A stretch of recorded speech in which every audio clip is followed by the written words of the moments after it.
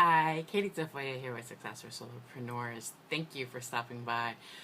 Today I wanted to talk about briefly what to do when you have hit that slump, that block, that moment where you really don't have much of a desire to create any new content for your website. And that could mean podcasting content, video content, newsletter content, or blog post content.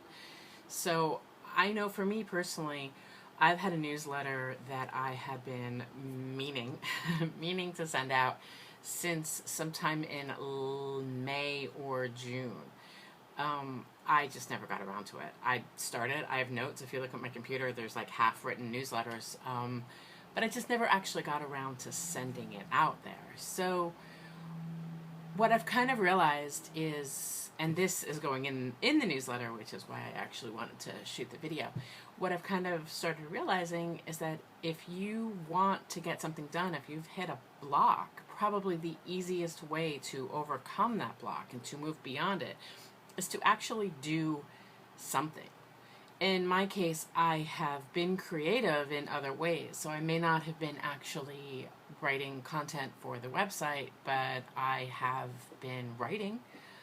I have been cleaning up after my cat who has hairballs like he's having right now as I record this. I have been practicing art. I've been feeling for the past year or so that I really wanted to be creative. So this year I actually got out there and I started doing stuff and making stuff. I've also one thing that's worked for me as well is to declutter. Now, if you saw my desk right now, you would not think I was decluttered. Probably because as far as my desk is concerned, I'm actually not decluttered. But I'm in the process right now of decluttering the bedroom, which for me, for some reason, takes up more mess, more trash, I make more piles in the bedroom than I make in the living room. So I had to take it step by step, and I had to clean up my books, get rid of the ones that no longer, or I shouldn't even say get rid of. I haven't gotten rid of them yet. They're still in a different pile in my room, but I've moved them and I've cleaned the space they used to be taken care of. We got another dresser for my husband. I then had to go through my own personal clothes, my closet, my dressers, so I could move into the drawers that he vacated.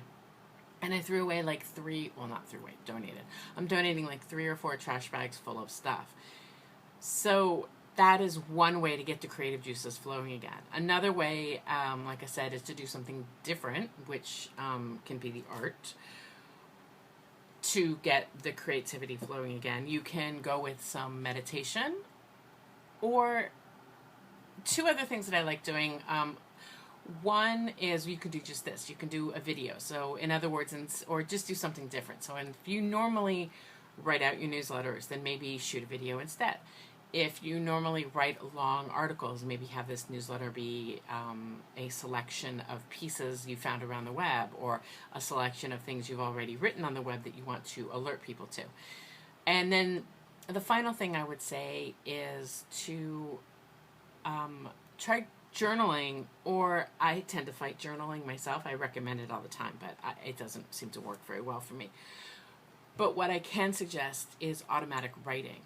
And that is either using it old school with pen and paper, or getting on your computer. Maybe if I do it on my computer so I can read it, I turn off the screen or block the screen and I just type. I type.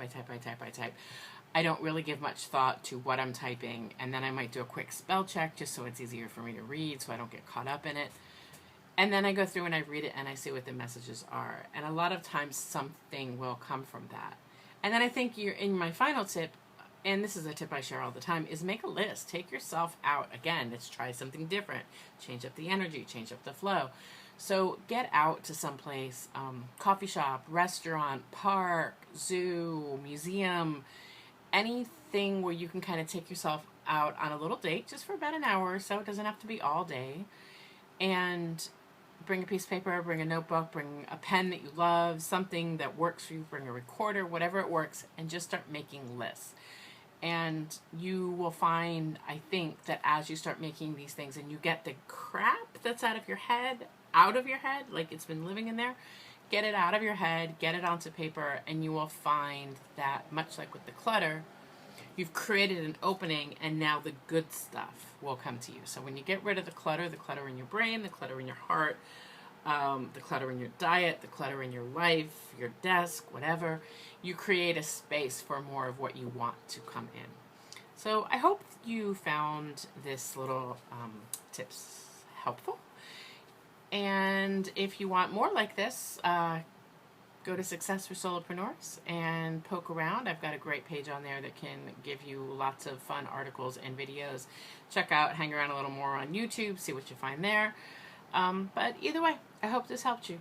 So I am Katy Tafoya with Success for Solopreneurs, and I wish that you have an absolutely wonderful day.